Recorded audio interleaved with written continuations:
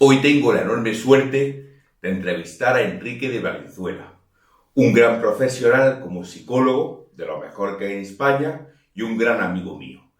Voy a pasar a leer muy brevemente algunas pinceladas de su extenso currículum. Se licenció en psicología en el año 1980. Consiguió la especialidad en psicología clínica por la Complutense en el año 1983.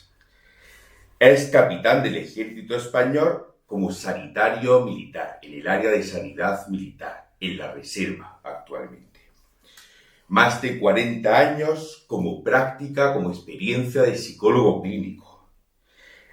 40 años también como psicólogo forense, trabajando vinculado al área jurídica de la psicología. Trabajó también, por ejemplo, en diversos hospitales, en el Hospital San José, en el área de neuropsicología, y también profesor en el máster de psicología clínica y también de psicología jurídica en el Colegio Oficial de Psicólogos de Andalucía Oriental y en la Universidad de Granada.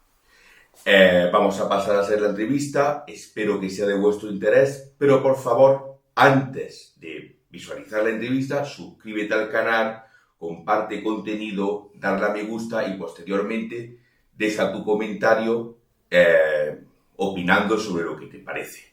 Empezamos.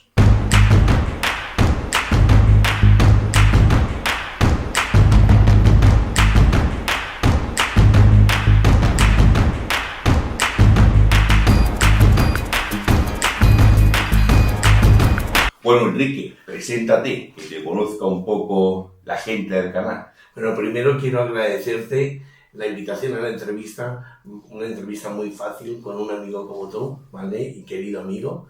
Y nada, mi nombre es Enrique de Valenzuela, soy psicólogo especialista en psicología clínica y con actuación en psicología forense desde hace muchos años, tanto en Madrid como en Granada.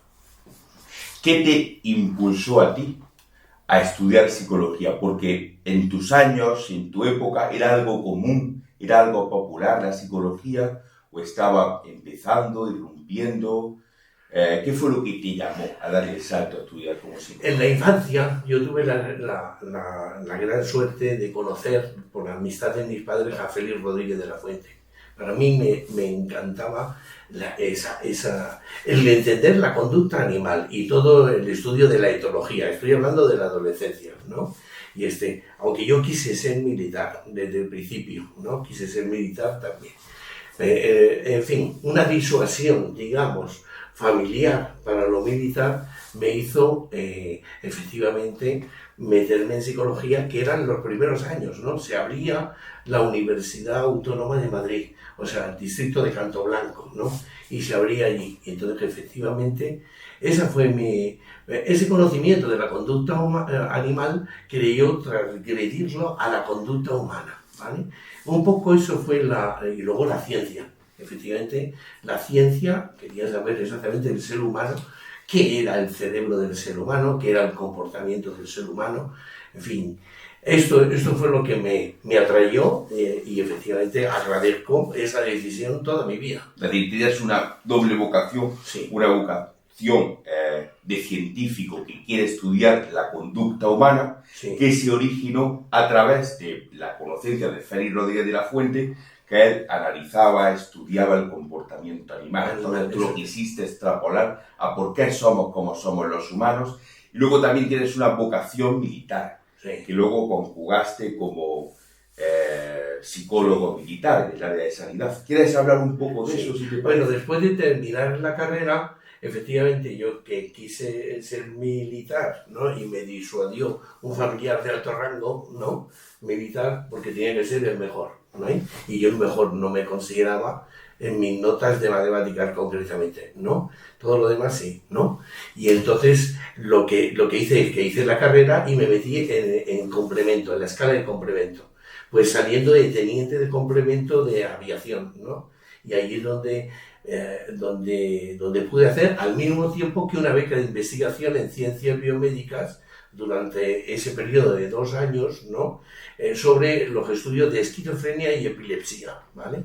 Y entonces, pues, así terminé, quise quedarme de nuevo en el Ejército del Aire y se cerró las plazas entonces, y luego cuando pasaron muchos años, yo ya con 40 años, un paciente mío me dijo que existía la reserva voluntaria y que los que habíamos sido militares anteriormente podíamos entrar dentro de nuestra especialidad, lo que se llama la reserva voluntaria, pues me metí de cabeza sin consultar ni a mi mujer, ¿no? Es decir, me metí de cabeza y he estado 18 años con el empleo ya aún superior, que es el empleo de capitán de salida militar, psicología. Y ahí he estado pues activado en hospitales militares y en centros de reclutamiento. Si te parece, vamos a meternos en harina directamente. Sí.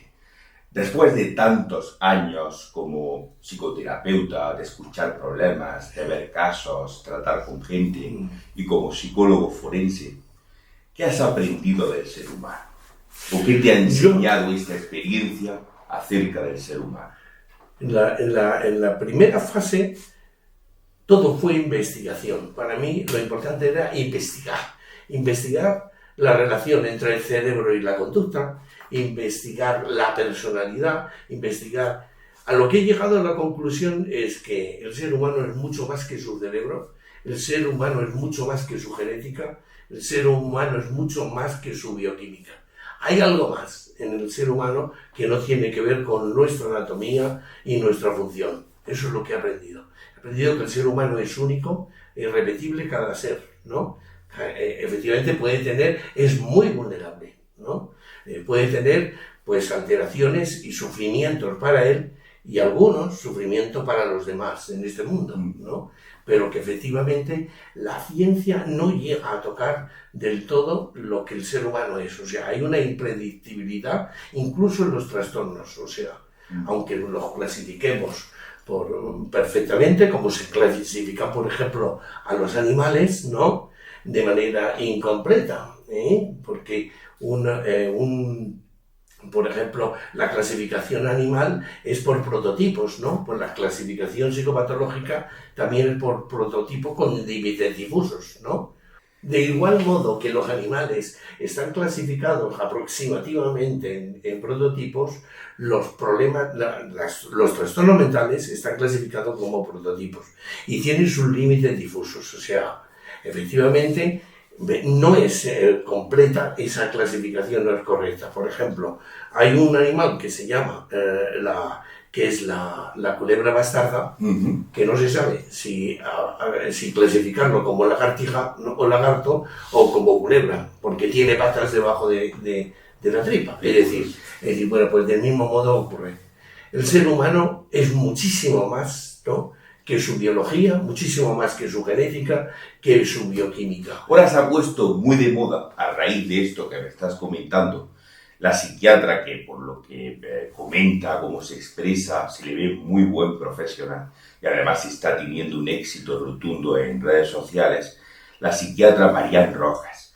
Pero me da la sensación de que ella explica el comportamiento humano siempre atendiendo a elementos, a causas, a factores bioquímicos, cerebrales, genéticos, de neurotransmisores, es decir, muy biologicista. Me da esa sensación. ¿Te da a ti también esa sensación que pueda haber una corriente donde se quiera explicar el comportamiento humano siempre atribuyendo a causas físico-químicas cerebrales? Llevamos casi un siglo investigando, por ejemplo, la esquizofrenia, ¿no?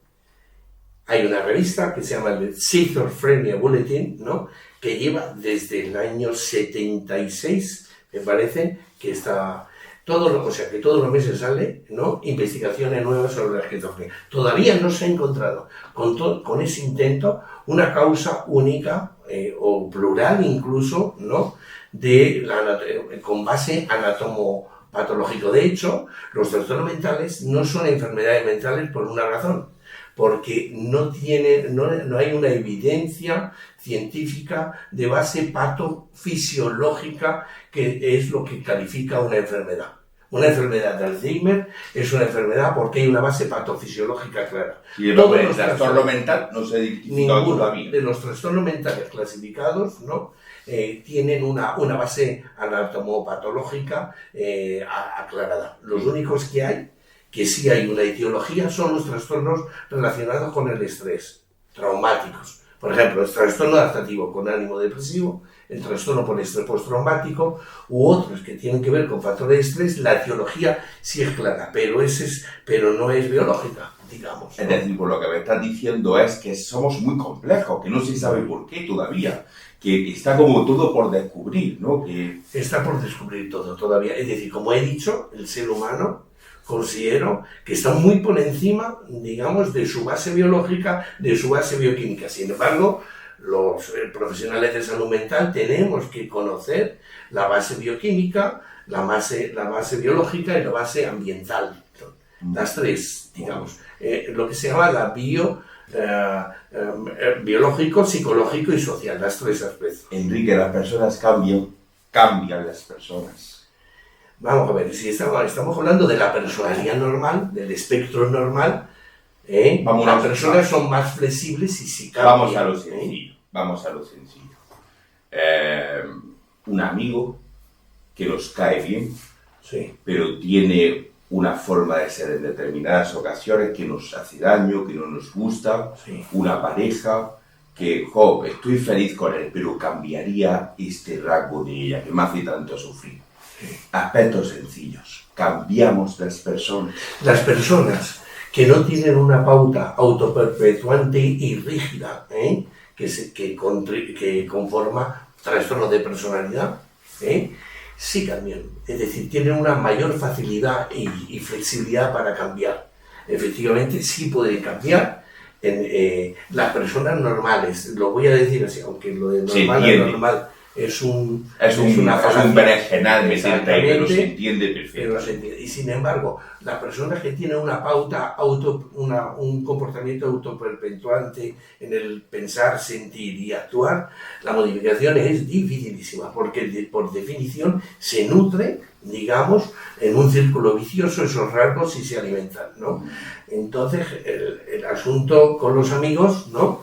Es que efectivamente tener un amigo puede ser distinto en cuanto a los principios, las preferencias, las actitudes, etc. Pero si no hay un trastorno de personalidad, ese amigo no te va a dar problemas, ¿no? ¿Qué es la locura? Vamos a ver, la locura es un término antiguo, desde el siglo XVIII, del siglo XIX, se habló de la locura como dos aspectos principales, como lo que es la esquizofrenia y el trastorno bipolar. O sea, Kraepelin, por ejemplo, cuando hablaba de la locura, hablaba de la locura de los afectos, o del humor, ¿no? Que son los trastornos bipolares, ¿no? Por ejemplo, o trastornos depresivos, melancólicos, y la esquizofrenia. Lo importante de la calificación de la locura en el pasado, ¿no? Eran los aspectos cognitivos, o sea, que es lo que Kraepelin hablaba de los efectos cognitivos de la esquizofrenia, lo que está alterado, y de los afectos en el trastorno bipolar. Hoy en día el término locura no se trae sino trastorno mental, como hemos dicho, ¿no? Es el término que se aplica. Pero si se puede acercar algo todavía, con todos los avances que han habido, ¿no? a una disfunción completa, generalizada y grave de la cognición y de la afección, se acerca más a esos mismos conceptos que hablaba Kraepelin en el momento actual, que son las esquizofrenias y los trastornos afectivos. Cuando hablas de que la cognición está alterada, ¿a qué te refieres exactamente? Me refiero a la percepción o pensamientos y la percepción de la realidad. Cuando se pierde la percepción de la realidad de manera flagrante para cualquier persona, es un tema que asusta al ser humano cuando vemos que otro ser humano pierde la razón, digamos, ¿no? Eso es lo cognitivo. Lo cognitivo es en los pensamientos. Y ahí tenemos, pues, delirios, convicciones que no tienen base en la realidad social incluso, ¿no? ¿Podrías poner algún ejemplo? Sí, por ejemplo, vamos a ver, sí, por ejemplo, es pensar que soy hijo de Dios y tengo en este mundo la misión de seleccionar a los malos y a los buenos, ¿no? Y escribir artículos en contra o hacer acciones en contra de esos, ¿no? Sería un delirio mesiánico, digamos, por ejemplo, ¿no? O otras ideas es pensar en el delirio de persecución, en el sentido de la persecución de otra persona. Eso sería en cuanto a alteración de la percepción. Son ideas delirantes. Has hablado de la esquizofrenia. Si te parece, detente un poquito más en la esquizofrenia. Es decir, ¿qué es la esquizofrenia? Y cómo podemos identificar si un familiar nuestro, si un amigo, si alguien tiene esquizofrenia. La esquizofrenia es una enfermedad fantasma, yo la llamo así. Es desesperante y angustiosa la investigación.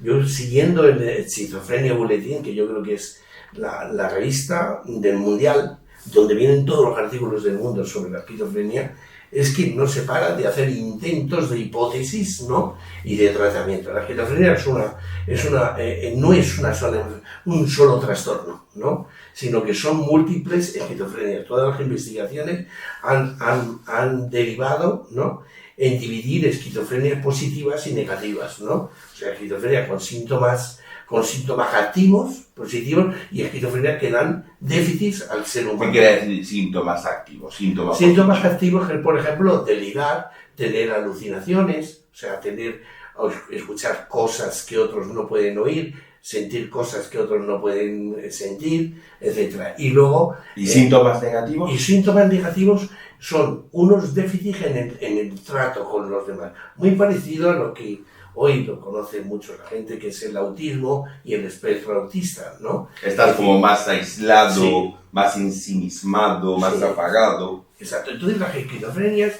como son distintas, hay varios tipos de esquizofrenia, ¿no? Hay algunos que tienen una aparición en la adolescencia. Y sí podemos encontrar en adolescentes hijos, los padres pueden encontrar algunos indicios premórbidos que llamamos de la esquizofrenia. Indicios que van a avisar que va a aparecer. Que van a avisar que va, exactamente. ¿Puedes poner algunos ejemplos? Sí, pues ese es el aislamiento, el pensamiento raro, el pensamiento mágico que llamamos, ¿no? El sexto sentido, la telepatía, esos sentimientos o preocupaciones extrañas y aislamiento de esos adolescentes, ¿no? Claro, esto se puede confundir hoy en día con el efecto que tienen las nuevas tecnologías en los adolescentes que se encierran en juegos de rol, en todo esto. No tiene nada que ver esto. Los síntomas, digamos, preesquizofrénicos en la adolescencia son mucho más llamativos en el sentido del contacto humano, de la relación con los demás. Si un familiar brota en esquizofrenia, irrumpe la enfermedad de esquizofrenia, ¿qué podemos hacer para ayudarle? Lo que es importantísimo es la evaluación precoz. La evaluación y el tratamiento precoz. Está estudiado que efectivamente el tratamiento de la esquizofrenia, si se hace precoz porque tiene una fase prodrómica, que es anterior a la aparición, a la fase activa, donde se delira o se tiene alucinaciones, ¿no? Digamos, ¿no? Entonces, si se coge precozmente, sabemos que el pronóstico, o sea, los distintos episodios futuros que tengan de fase activa serán menores. Por tanto, lo importantísimo es utilizar a los profesionales de la salud mental, ¿no? Y neurología, porque hay que descartar también causa orgánica, causa neurológica. Desde que vemos algún rasgo preocupante, y sobre todo si en esa familia han habido antecedentes genéticos de esquizofrenia, que llega hasta el 80% de la transmisión, digamos. Tiene una heredabilidad muy alta, muy genético, ¿no? Un componente muy genético. Ahora, se hereda un espectro, digamos. No es un gen directo, ¿no? Es poligénica, de algún modo, lo que se ha descubierto, aunque no es todavía claro, pues que efectivamente se puede heredar un espectro. Es decir, en una esquizofrenia se puede heredar un genotipo parcialmente, ¿no? Y dar lugar a otros trastornos que no llegan a criterios de esquizofrenia en el adulto luego. Se queda de alguna manera como subclínica, sí, ¿no? Sí, podemos decir.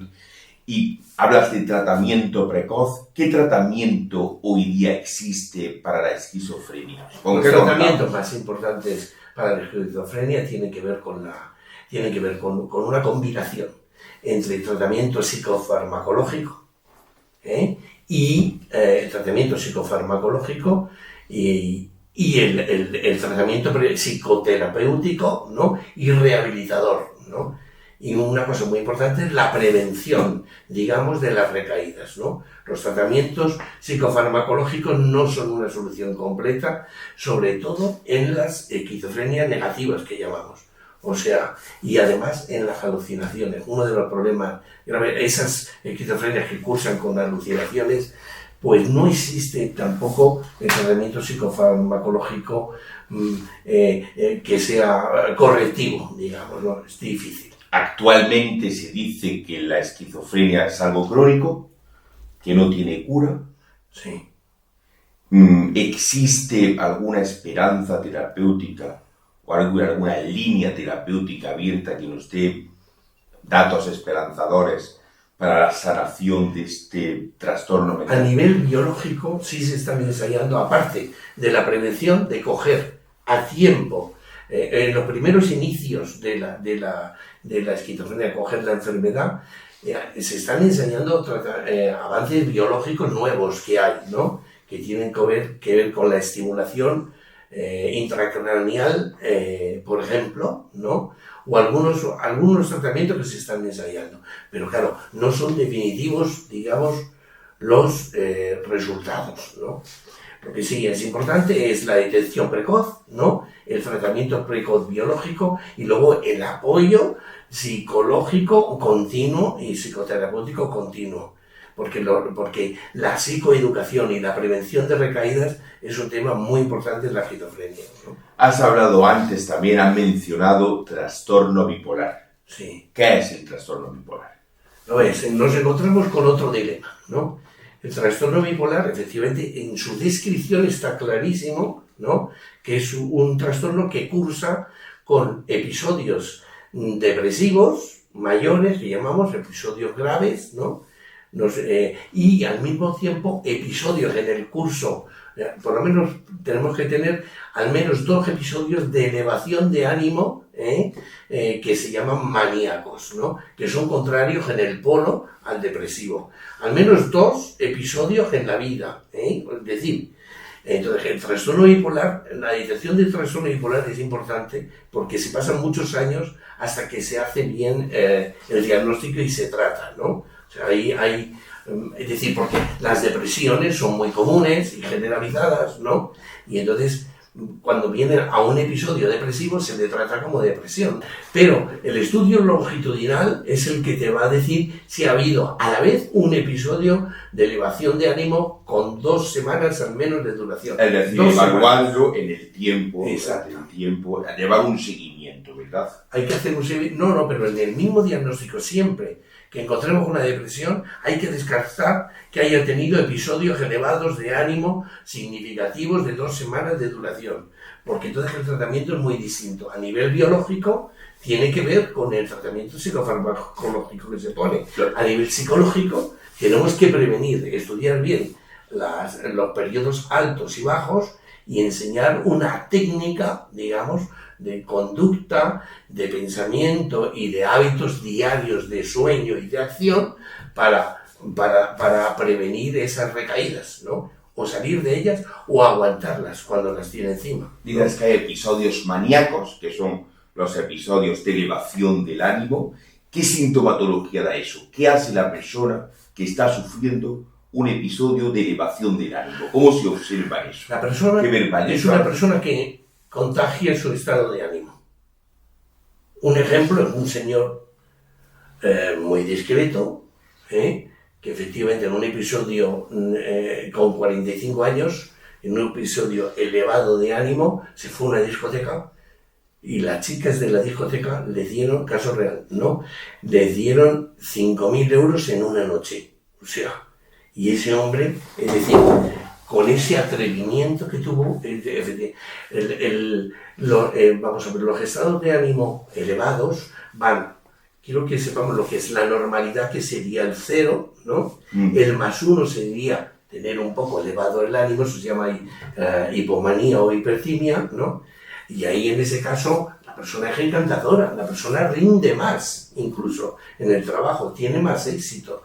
Un vendedor, por ejemplo, vende más en esa fase. Pero luego ya el episodio maníaco es una forma más intensa donde eso ya altera y la gente se da cuenta de que efectivamente está alterado su sueño, con una disminución hasta 4 o 5 horas de sueño, salen rejuvenecidos, con eso, con una hiperactividad, con una pasión por actividad placentera, ¿vale? Todo lo contrario de lo que ocurre en la depresión, hasta que llega un momento en que pueden haber ideas delirantes, es decir, una alteración ya psicótica que puede ser o bien coherente con el estado de ánimo, creerse, que un ejemplo fue en Estados Unidos un señor que dijo que había inventado una bebida que le hacía la competencia a la Coca-Cola, ¿no?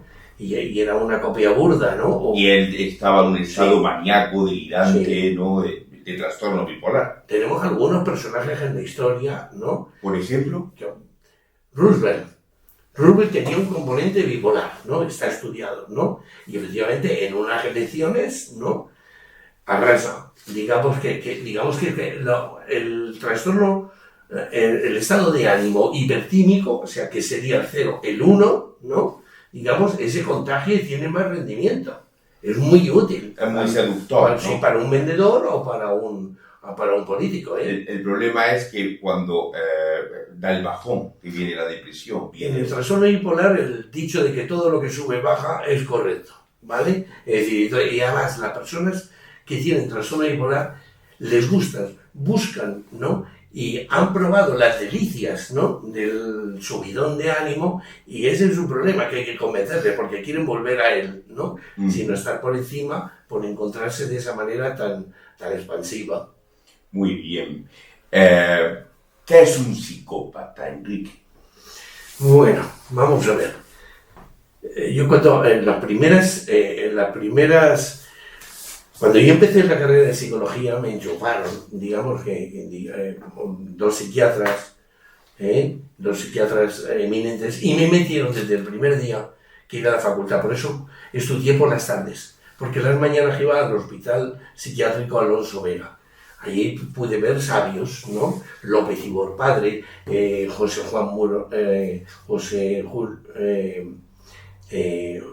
Juan Cuyo Jauregui, ¿no? Y tenían el Instituto Cuyo de Psiquiatría. Y entonces yo era como con una bata, me pusieron al lado del psiquiatra y estuve 8 años así, 8 años viendo pacientes, ¿no? Efectivamente, la pregunta... El psicópata. Ahí está. El psicópata. Sí. Uno de esos sabios me dijo, un psicópata es aquella persona que ha venido a hacer la vida imposible a los demás, ¿no? Un psicópata es un trastorno, antiguamente se denominaba la imbecilidad moral. Es decir, los valores de las personas son el freno de la conducta y son el impulso de nuestra conducta y nuestras acciones. O sea, nosotros lo que hacemos en la vida lo hacemos en base al motor de los valores que tenemos, ¿no? Es decir, dime qué valores tienes, te diré qué haces, ¿no? Explican eso, ¿no? Y frenan al mismo tiempo conductas esos valores. El psicópata, la imbecilidad moral que describían antaño, ¿no? Tiene que ver con que esas personas tienen la gran ventaja, ¿no? De no tener freno moral por no tener esos valores que le frenan la conducta, ¿no? Entonces, lo principal de la psicopatía es esa imbecilidad moral que es, digamos, eso es lo principal. Lo segundo es la utilización e instrumentalización de personas, ¿no? Y lo tercero son varios criterios, ¿no? Y lo tercero es efectivamente, claro, la falta de empatía y de entender los valores de los demás. Ahora bien, pueden ser verdaderos imitadores de los valores ajenos, ¿no? Pueden como camuflarse, sí, copiar a otra persona y hacer como que tienen empatía, o hacer como que tienen cariño hacia ti. Sí, exactamente. O sea, porque la parte conductual de la empatía sí la pueden ejercitar cuando la aprenden, ¿no? Pero por dentro no la sienten, ¿me explico? ¿No? La imitan, pero no la sienten. imitan. Algo como impuesto. El problema de la psicopatía, que hoy se llama sociopatía, o el trastorno antisocial de personalidad, el problema en la relación con los demás... Perdona, un inciso. ¿Hay diferencias entre trastorno antisocial de la personalidad y psicopatía o son dos conceptos para designar lo mismo? Son dos términos. Son equivalentes, de algún modo, aunque uno hace más hincapié en las conductas externas, más en la exhibición de conductas, ¿no? Y otro en lo emocional. Y otro en lo emocional. Pero efectivamente la psicopatía o trastorno antisocial hace más sufrir a los demás que sufrir ellos. O sea, los trastornos de personalidad hacen o que sufran las personas que tienen ese trastorno o que hagan sufrir. Bueno, pues el psicópata es el arquetipo del que hace sufrir a los demás, ¿no? No del que sufre él. O sea, él siempre se escapa.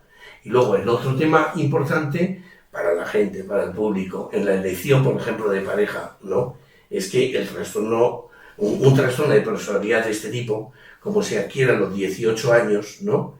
Efectivamente hace nulo un contrato matrimonial, ¿no? Es decir, me refiero, si se casa después de los 18 y tiene ese patrón, ¿no? Tener como pareja, hay jurisprudencia. Tener como pareja un psicópata debe de ser muy duro, ¿verdad?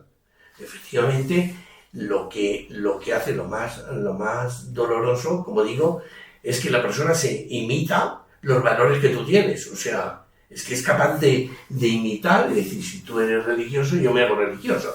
Si tú eres de izquierda, yo me hago de izquierda. Si tú eres de derecha, ¿no? En cambio, como no hay freno en los valores, ¿no? Y entonces ahí es donde vienen las estafas relacionales, ¿no? ¿Vale?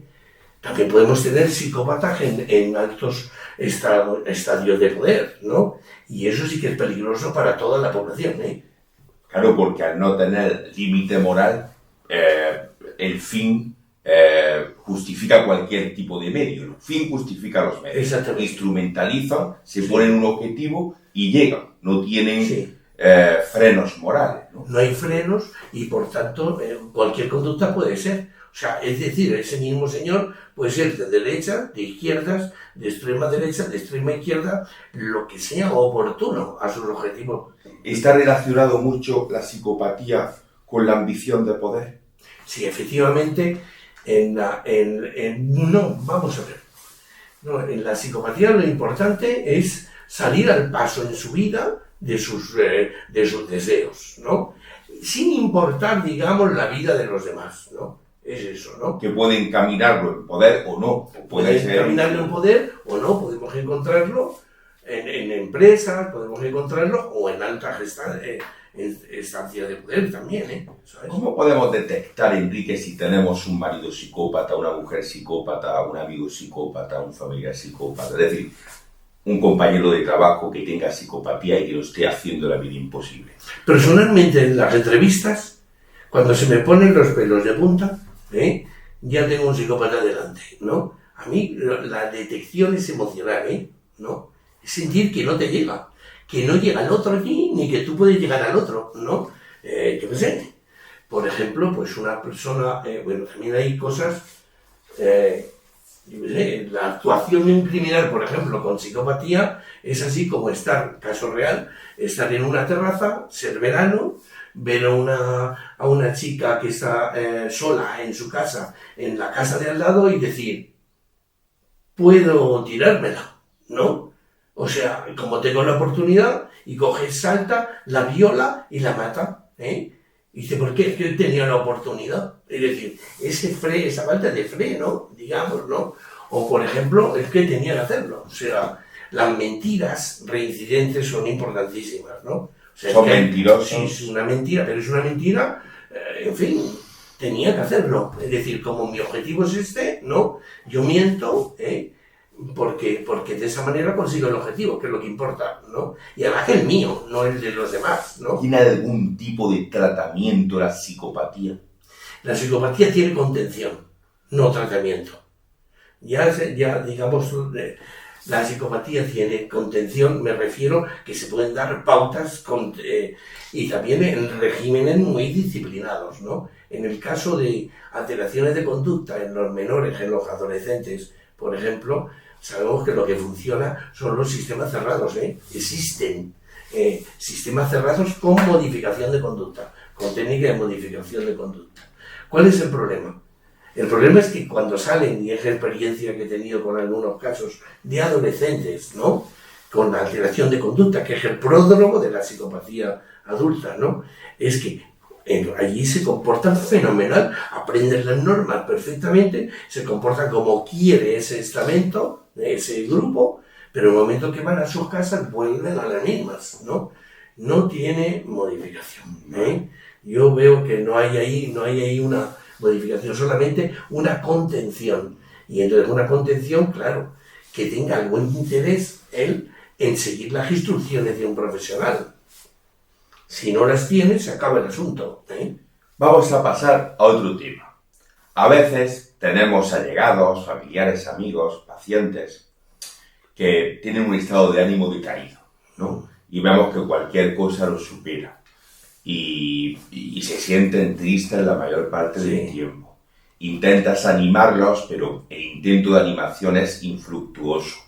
Podemos decir que tienen, pues eso, una depresión, una subdepresión, y muchas veces se vive la incomprensión por parte de familiares o de amigos de estas personas, porque lo visualizamos como que está así porque quiere, o que es una persona un poco débil, que no es demasiado fuerte. Yo te quería preguntar directamente, ¿es la depresión una debilidad mental? O preguntado de otra manera, ¿el trastorno depresivo ocurre porque alguien es débil mentalmente? No en absoluto, sino porque es humano, digamos, ¿no? La depresión, los síntomas, hay que distinguir lo que es la tristeza, de lo que es un cuadro clínico depresivo, ¿no? Pero la tristeza es una emoción. Los seres humanos manifestamos emociones diversas y policromáticas a lo largo del día. En función, son emociones que tenemos en relación a las cosas que suceden. O sea, que podemos tener, ese es el estado de ánimo eutímico que llamamos, podemos tener alegría cuando hemos salido a la calle y hemos visto algo bonito, ¿no? O disgusto cuando hemos tenido un estímulo que nos disguste. Esa policromía sentimental es lo que hace una persona que esté equilibrada emocionalmente, pero que sentimos tanto tristeza, alegría, todas las emociones. El problema es cuando una emoción se mantiene en el tiempo, y llamamos depresión, o síntoma depresivo, cuando la emoción de tristeza o de decaimiento se mantiene durante 2 semanas seguidas o más, ¿vale? ¿No? Es decir, que lo es. ¿Qué ser humano puede tener esto? Se dice que el 90-100% de los seres humanos en algún momento de la vida, o bien por causa física, ¿no? Yo que sé, un accidente de tráfico que me deja en la cama. Una enfermedad. Una enfermedad, que me quita libertad, ¿no? O incluso el efecto directo de una enfermedad, el hipotiroidismo, por ejemplo, ¿no? O bien el uso de sustancias que lo hacen, ¿no? Tanto por indicación médica, hay veces que la iatrogenia produce depresiones, por ejemplo, en el tratamiento de la hipertensión arterial. ¿Qué es la iatrogenia, Enrique? Iatrogenia es cuando está producido por indicación médica. Es decir, el médico, te da una medicación y produce una depresión. El tratamiento te produce el trastorno. Exacto. Y hay otras veces que por drogas, por uso de sustancias que inducen esa depresión, ¿vale?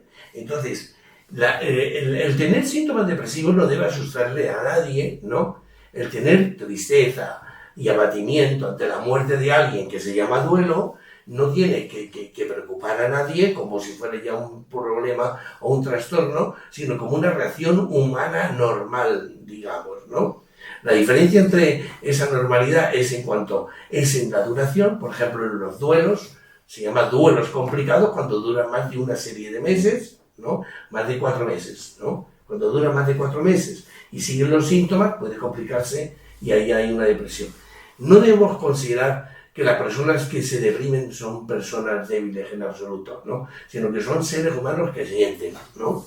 Son seres humanos que sienten y que son vulnerables a aspectos ambientales, a aspectos biológicos también, o a reacciones. ¿Qué tenemos que hacer?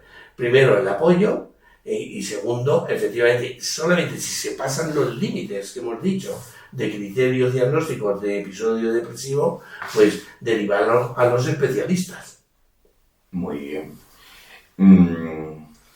El otro día escuché a un psiquiatra que salía diciendo que la ansiedad se ha psicopatologizado, Sí. que se ha, digamos, medicalizado, como queramos llamar, que en realidad la ansiedad no es un trastorno, sino que es miedo, el miedo del ser humano, pero que aflora de diferentes maneras. Yeah. Y en vez de tratarlo como una experiencia humana más, se trata desde el punto de vista médico, se psicopatoliza.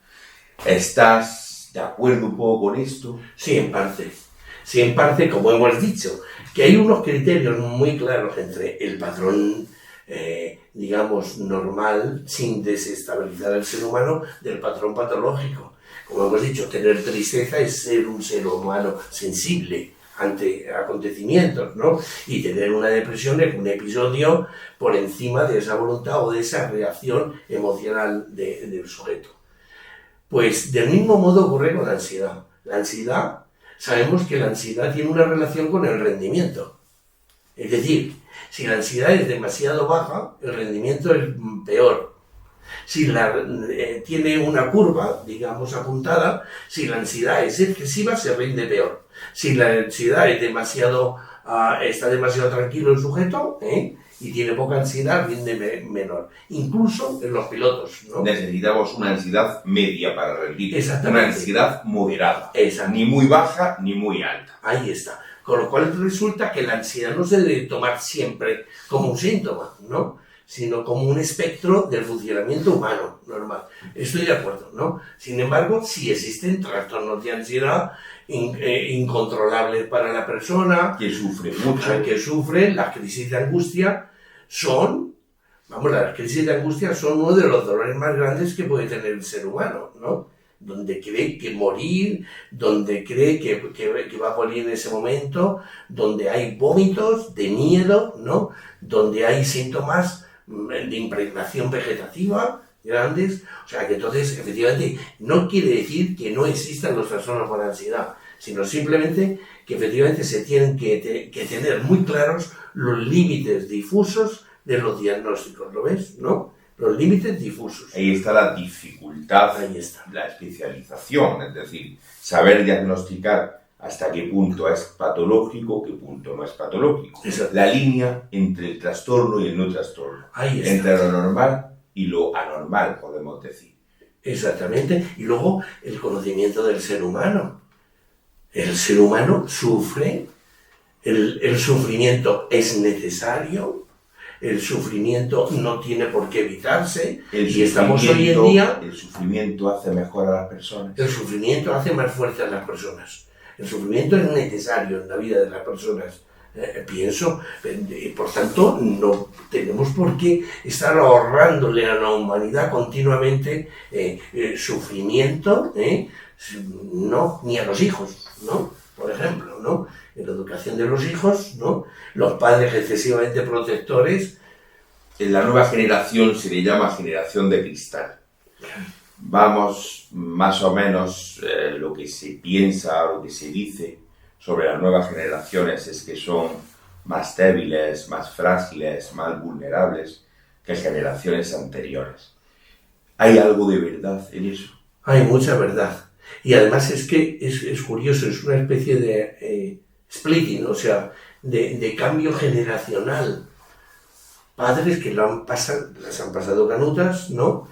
Ahora cometen el error de ahorrar todo tipo de esfuerzo, sufrimiento y dolor a sus hijos, haciéndoles daño, o sea, haciéndoles más vulnerables. Haciéndoles un mal. Claro, es decir, y entonces es difícil, efectivamente. Lo que sí tiene que ser difícil como padre es decir, ¿dónde está la línea?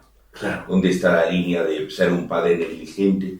Sí. Que pasa del niño, búscate tú la vida siempre, Sí. a ser demasiado protector, ¿no? Ese término medio debe de ser muy difícil. Es muy difícil y es un arte el ser padre o madre, ¿no? En este sentido, el educar, ¿no? Para ver, y además es importante que nos estudiemos, los padres y las madres nos estudiemos a nosotros los sesgos que traemos de nuestra propia educación para no proyectarlos en nuestros para hijos. no perpetuarlos. Sí. Tienes muchísima experiencia como psicólogo clínico, son 40 años de profesión.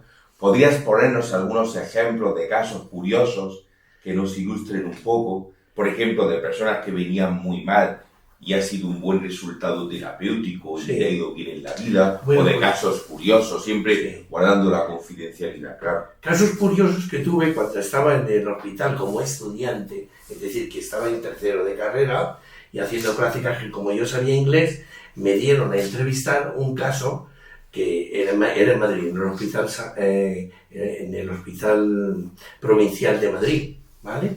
Y entonces era un caso de un señor de color que lo trae la policía amarrado desde la plaza de Santa Ana de Madrid, ¿no?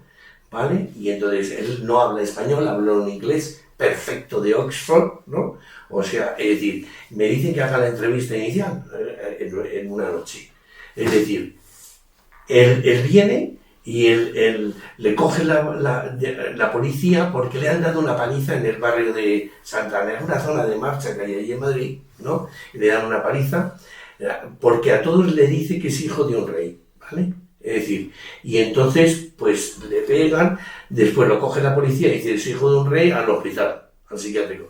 Llega al hospital y le meten lo que llamamos un cóctel de neuroléticos. El cóctel de neuroléticos dejaba tumbado a la gente, ¿no? Este estuvo un día entero tumbado allí, ya cuando hago la entrevista, ya después que prácticamente ha despertado, porque casi estaba dormido, y efectivamente lo que había pasado es que fue una visita que hubo un rey de un país sudafricano con el rey Juan Carlos, y el chico dijo que efectivamente que quería dar una vuelta por Madrid, ¿no?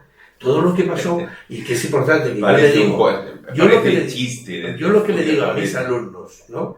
Es que cuando hay un delirio hay que comprobar si es verdad o no es verdad lo que te dicen. ¿Lo ves? De la locura que decíamos. Eso puede parecer un delirio, pero hay que comprobar si es verdad. En ese caso no se comprobó y pasó la línea de la policía, del médico de ingreso en el hospital, que también que le ingresó, de los enfermeros y de toda la sala, ¿no? Qué bárbaro, qué bárbaro. Eso es un caso pues curioso. Y luego el otro caso de estos, clínico, me refiero, clínico. Lo que quieras, el que quieras. Es efectivamente un señor, no hace tantos años, que tenía una hepatopatía, ¿no?, grave, y descubrí un trastorno, es un caso forense ese, un trastorno bipolar, ¿no? Y el caso forense era que él había regalado, digamos, en una separación con su mujer, todos los bienes que tenía, ¿no? Y entonces la defensa lo que pedía, la pericial que hice, es para ver qué trastorno tenía en el momento de firmar el contrato de la separación, entregando, porque había una prodigalidad o una falta de juicio, ¿no? Es decir, alguien que regala todos sus bienes, exacto, sospechamos que no está bien. Sí, ahí está la prodigalidad, sí, la falta de juicio, regalar todo. Juicio, y entonces, claro, si se demuestra que efectivamente tenía un trastorno gravísimo, pues efectivamente no sirve el contrato, se rescinde aquel contrato que se hizo. Tenía claro, efectivamente cuando hacemos una valoración forense tenemos que ver si la persona nos engaña, si nos está engañando al profesional, ¿no? Y entonces cuando llegó al juicio, efectivamente, ese señor, le dije, señoría, es decir, este señor tiene un trastorno depresivo tan grave, ¿no? Porque hoy en día las depresiones se tratan y se arreglan, se neutralizan, ¿no? Pero este señor, con el tratamiento que tiene, no se le puede poner ninguna medicación con el problema de hígado que tiene, ¿no? Y este señor cree que está muerto en vida. Y el juez le preguntó, ¿no? ¿Usted cómo dice que está muerto en vida?, le preguntó el juez, ¿no? Y efectivamente dice, sí, yo estoy aquí. Bueno, se demostró que efectivamente el convencimiento terrible de que él estaba muerto en vida allí mismo, delante de todos nosotros. Vale. Es el síndrome de Cotard, que no se ve, yo sí lo veíamos sí, en el hospital psiquiátrico. El síndrome de Cotard es una depresión tan grave que llega la persona a pensar que está aquí, pero no está aquí, está muerto, ¿no? Es decir, una cosa que pone los pelos de punta. Alucinante, sí. Y yo sí lo vi, esto en el hospital, cuando no había esos tratamientos. En el año 78, en el hospital psiquiátrico, sí se veían esos síndromes, ¿eh? O sea, esto es un caso que a mí me ha impactado toda la vida, ¿no? O sea... Como psicólogo forense, ¿cuáles son los casos más comunes que te llegan? Bueno, primero, ¿qué es un psicólogo forense, Rico? Un psicólogo forense es aquel que utiliza técnicas objetivas, digamos, para servir a la justicia con su ciencia. Para aclarar en un juicio al juez cómo está esa persona, sí. Si por ejemplo pues tiene una psicopatía, si no la tiene. Más bien que diagnósticos, lo que se hace es preguntas psicolegales. Es un intermediario entre las leyes, que te hacen preguntas psicolegales, y tú tienes que hacer una traducción y ver si se puede contestar o no se puede contestar en base a la ciencia de la psicología y de la salud mental. Vamos a ver, o sea, la psicología forense es muy amplia. Yo es que mi área que más me ha gustado y hago lo que más me gusta en mi vida desde hace muchos años, ¿no? Pues es la salud mental forense, esa es la que más me gusta. Entonces, a mí yo selecciono los casos, ¿no? ¿Y qué casos son los más casos habituales? De accidentes de tráfico, de lesionados por accidentes de tráfico, traumatismos, ¿no? O también lesionados por conductas como, yo qué sé, el maltrato, ¿no? O son lesiones físicas o bien de capacidad. Personas que se quieren medir la capacidad. Lo que más llegan a mi consulta, porque es mi especialidad mayor, es los casos de ver si tienen capacidad jurídica o que tienen incapacidad laboral, ¿no? Vienen muchos de laboral, ¿no?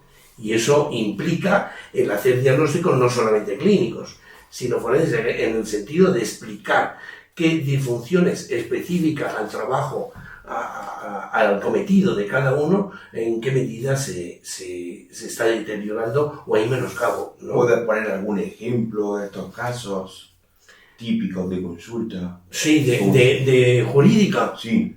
Bueno, sí, es por ejemplo accidentes de tráfico, es muy sencillo. Es ver qué secuela, que está clasificada en la ley del tráfico, ¿no? Tiene la persona después de un accidente. ¿Qué secuela a nivel psicológico? Es lo que tú evalúas. Es un daño psicológico, pero es un daño que está calificado en la ley de tráfico como esto. O en el tema laboral es la capacidad que tiene una persona para seguir trabajando en el puesto habitual o en cualquier otro tipo de puesto, ¿no? Entonces ahí tenemos pues de todos. O sea, nos encontramos muchas psicopatologías que son específicas, que limitan esa capacidad. Me imagino que habrá muchos usuarios, pacientes, clientes, que quieran simular un cuadro para un beneficio.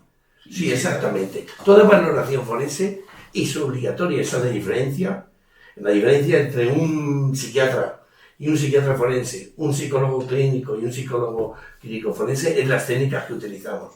Es decir, el papel está en evaluar objetivamente y descartar los sesgos propios del evaluador, o sea, que no nos fiamos de nosotros, ¿no? Sino que sea lo más objetivo, lo más preciso posible. Que para controlarnos a nosotros utilizamos pruebas objetivas, o sea, pruebas que detectan si la persona exagera o minimiza. Con eso controlamos nosotros nuestros propios sesgos y los sesgos del evaluado con esas pruebas objetivas. O sea que efectivamente hay personas que simulan pues tener trastornos. Hubo un psicólogo americano que es Rogers, ¿no? Que se hizo pasar por enfermo de esquizofrenia y enfermo de trastorno bipolar y de depresión en 3 hospitales de Nueva York.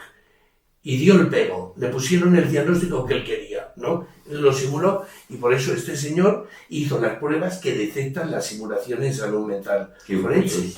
Este señor, o sea, y efectivamente, esto es un poco, la psicología forense exige el mayor conocimiento a un profesional de la psicología o de la psiquiatría, la psiquiatría forense, ¿eh? ¿Por qué? Porque no solamente son conocimientos propios de la atención clínica, ¿no? Sino conocimientos también de la ley, ¿no? Y de la traducción de esas preguntas psicolegales o extremos que nos hacen, ¿no? Y las contestaciones que damos. Por supuesto, tiene que decir la verdad como si fuera un testigo, ¿eh? Es decir, un psicólogo forense está Obligado a decir la sí, verdad. obligado a decir la verdad. Por eso la ventaja que tiene el ejercicio privado es que lo eliges. Yo primero paso las pruebas y le digo, sí vale, no vale, ¿no? Vale. Cojo solo los que valen. Si me sale mal o torcido, un caso, por ejemplo, el último caso que he tenido desde aquí, ¿no? Pues era un chico que efectivamente se estaba acusado de haber abusado de una chica que es menor, él es mayor de edad, en una fiesta, en una casa, ¿no? Las pruebas objetivas me dijeron, ¿no? Me dijeron que efectivamente estaba torcido el resultado, ¿no? Que no me podía fiar del resultado que me había dado. O sea, porque estaba intentando disimular cosas, ¿no? En la prueba objetiva. Entonces, Él estaba intentando camuflar, sí, distorsionar cosas en las pruebas objetivas para salir a suelto, digamos. el abogado se empeñaba en que yo hiciera un informe pericial. Y le dije que no salían bien, ¿no? Pero que quería esperar a las pruebas de ADN que habían habido. Se han encontrado que las pruebas de ADN contradecían su argumento. Había violado a la chica, ¿sabes? ¿No? Lo había hecho. Fíjate tú cómo las pruebas objetivas te hacen ya encender la luz de que algo no cuaja en las declaraciones y en la evaluación objetiva de esta persona, ¿no? Pues que es una responsabilidad muy grande Muy como grande. psicólogo forense, porque en parte depende el veredicto del juicio, ¿no? Influyen Claro. las pruebas que se le hace al psicólogo, influye el testimonio del psicólogo forense. Es el testimonio, pero no podemos basar todo en un testimonio. Hay que basar también en pruebas otras. Vale. Y entonces, claro, empeñarse en hacer un estudio antes, cuando no es viable, no es correcto. O sea, es la ventaja que tenemos los que trabajamos en la privada. Muy bien. Que decimos que sí a unos y no vale, me salen mal las pruebas, no puede ser, ¿no? Vale. Te quiero hacer una especie de juego, ya estamos terminando, como psicólogo forense, como persona que evalúa a otras personas. Tú di hasta donde quieras, si quieres decir, Sí. si no da igual. Yo te voy a decir los principales políticos españoles y tú me vas a decir un poco cómo los evalúas tú. ¿Qué te parece? ¿Vale? Si te parece. Vamos a ver. ¿Te parece? Sí. Y luego finalmente también te quiero preguntar por Trump, que es Sí. muy llamativo, muy característico, un hombre Sí. muy peculiar, ¿no? Y por Vladimir Putin. Vladimir Putin. Venga, Sí. empezamos. Pedro Sánchez, ¿qué te parece? Vamos a ver. Hay que hacer una introducción, ¿no? Hemos dicho que las personas son únicas e irrepetibles, ¿no? Y que, por tanto, la personalidad son variables tan millonarias, digamos, de personas como millones de personas hay en el mundo, ¿no? Es decir, que La personalidad es como el Única. dedo, como la huella del dedo pulgar, Exacto. como la huella dactilar. Sí, Cada una tiene la suya. Exacto. Hay tantas personalidades como personas en el mundo. Bien. Los límites difusos del diagnóstico y de la clasificación de animales o de humanos con trastornos mentales, ¿no? Pues nos dice que todo el mundo podemos tener algún rasgo viciado o autoperpetuante que pueda acercarse a lo que es un trastorno de personalidad. Pero para que haya un trastorno de personalidad completo se tiene que cumplir criterios completos, ¿no? Bien. Los trastornos de personalidad, a diferencia de los trastornos mentales, son los únicos que consisten en pautas autoperpetuantes en la forma de pensar, de sentir y de actuar, ¿no? Digamos, entonces son el único grupo de trastornos que se puede acercar uno a un diagnóstico sin haberlo visto personalmente o evaluado personalmente en una consulta. Es decir, no viene, el paciente no viene a consulta o la persona, pero si es un personaje famoso, tú lo ves por televisión, Y puedes un poco inferir siempre si tiene que un haya exhibición de pensamientos, de sentimientos y de conductas, ¿no? Es decir, entonces efectivamente Pedro Sánchez, de todos los políticos que me has dicho, el único que hemos tenido todos los españoles, exhibición de pensamientos, de sentimientos o falta de ellos, ¿no? Y de conductas, ¿no? Entonces sí podemos acercarnos un poquito, ¿no? A que hay rasgos que son de tipo narcisista, ¿no? En el cual tiene que cumplir un mínimo de 3 criterios, ¿no? Y efectivamente, de 5 criterios para el narcisista, ¿no? Y efectivamente hay algunos que se acercan un poco. Por ejemplo, Pedro Sánchez, ¿qué criterios se le acercaría a una personalidad más narcisista? Es el sentido de privilegio, ¿no? El sentido de privilegio que yo soy, en una entrevista dijo 5 veces, yo soy el presidente del gobierno, ¿no? Y el sentido, y entonces, ¿y de quién depende la fiscalía? Pues eso, ¿no? Es decir, el sentido de privilegio es el freno moral, la imbecilidad moral tiene que ver un poco, ese ya es un rasgo antisocial o psicopático, ¿no? O sea, yo puedo cambiar de opinión, por tanto, porque no tengo ningún freno en los valores que me frenen, como hemos dicho antes, de la personalidad, ¿no? Bueno, o sea, decía, no cambio de opinión. Sí. Yo no miento, sino cambio de opinión. Exacto. Decir. La tendencia, digamos, a instrumentalizar a terceras personas, ¿no? Es decir, hay personas que han quedado muy del mismo gobierno, ¿no? Podemos ver como personas defendían que la amnistía no, todos en masa, que no se hacía la amnistía, y luego aceptando el cambio de opinión inmoral, ¿no?, de su jefe, o sea, todos han dicho todo lo contrario, eso lo hemos visto todos, ¿no? Efectivamente, o sea, hay rasgos de exhibición, también de falta de empatía, ¿no? Cuando la persona dice, si quieren ayuda, que la pidan, y si no, que me aprueben los presupuestos. Es decir, podríamos catalogar al presidente más bien como una persona narcisista, de tipo narcisista. Narcisista y antisocial. Y un poco antisocial. Hay antisocialidad en el sentido que entra el gobierno haciendo trampas, ¿no? Es decir, si hay conductas que se Pero ¿no te manifiestan... parece un poco, Enrique, que a lo mejor Pedro Sánchez puede que lo tenga más acentuado? Pero a mí me da la sensación de que cuando se llega a ciertos niveles de política, a ciertas élites, a ciertos estamentos muy top, muy arriba, que tienen un perfil muy parecido a lo que tú me estás diciendo. Es que la política tiene que haber mucho de actuación y de teatro, y por tanto no de sinceridad, ¿eh? Es decir, o sea, la persona política tiene que tener un perfil. Ni tú ni yo seríamos políticos, ¿no? ¿Verdad, Rafa? No, yo desde luego que no. Porque hay que tener un perfil un poco, o sea, sí es cierto que hay una serie de características que el político tiene que aguantar cosas dentro, tiene que conformar en contra de sus propios principios un poco para adaptarse, o sea, efectivamente un político que sea todo claro y directo, efectivamente tiene poco recorrido. Vamos a ir un poco más rápido, si te parece, para terminar. Núñez Feijóo, ¿cómo lo evalúas? ¿Lo ves? Hemos dicho que solo cuando se exhiben pensamientos, sentimientos o conductas de manera muy explícita o intensa, los personajes públicos pueden darnos criterios a cumplir o no cumplir de lo que son los criterios de nuestra zona de personalidad. Yo ahí no encuentro, en Feijóo no encuentro criterios, el único político que encuentro criterios es el primero que has dicho, ¿no?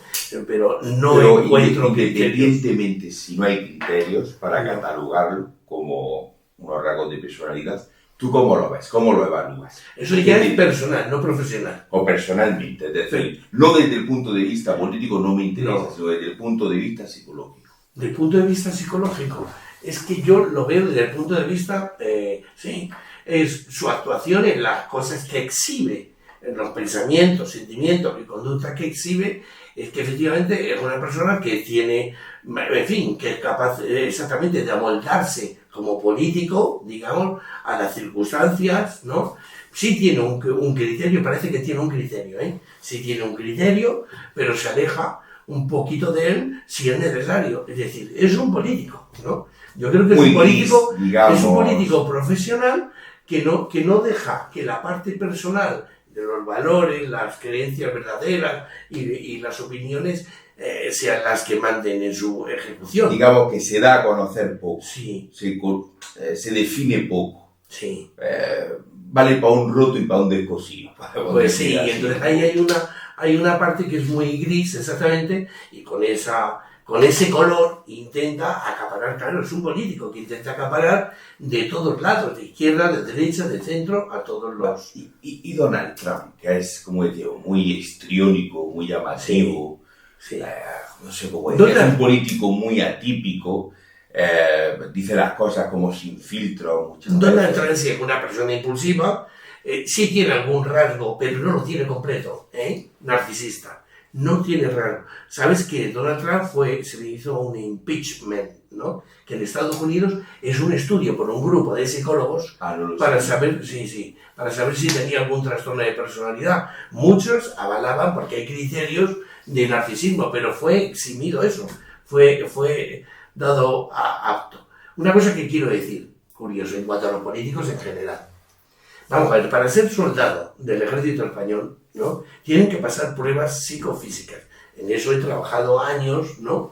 Y las conozco. Son pruebas finísimas, es decir, que incluso son pruebas objetivas como las forenses, ¿no?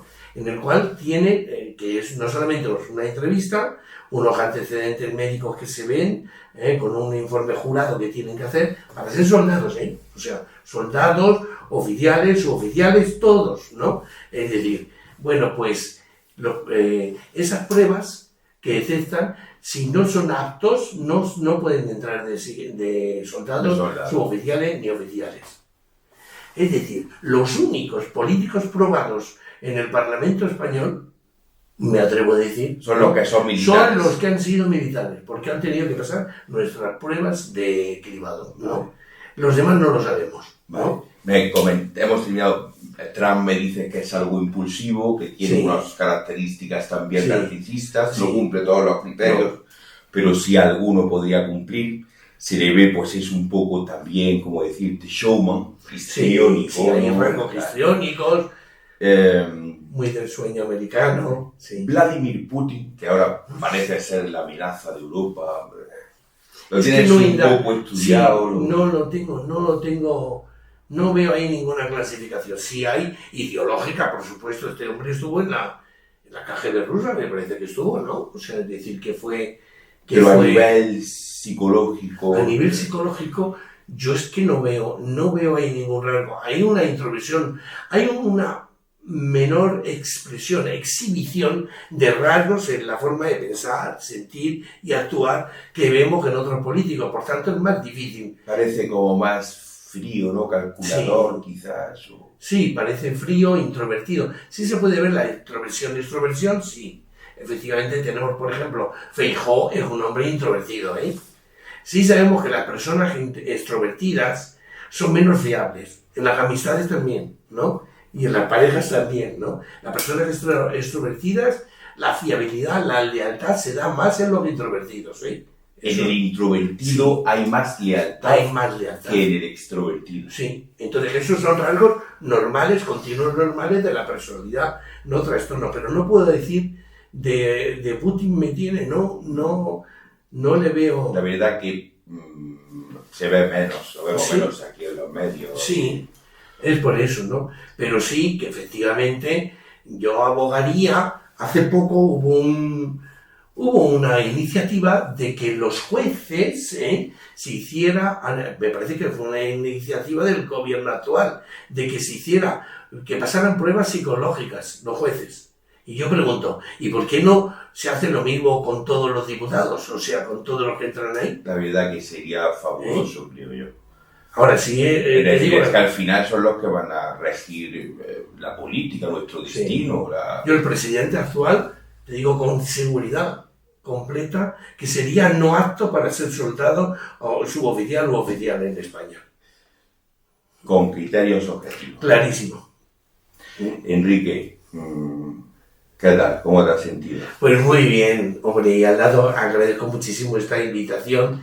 Y bueno, sí me gusta transmitir, sí me gusta compartir y entusiasmar también, ¿no? A mis alumnos me encanta, ¿no? O sea, es esto. Y contigo, que tú has sido un alumno mío. Correcto. En el máster de Psicología Jurídica. Sí, efectivamente. Me siento muy a gusto contigo y además muy a gusto con esta grabación.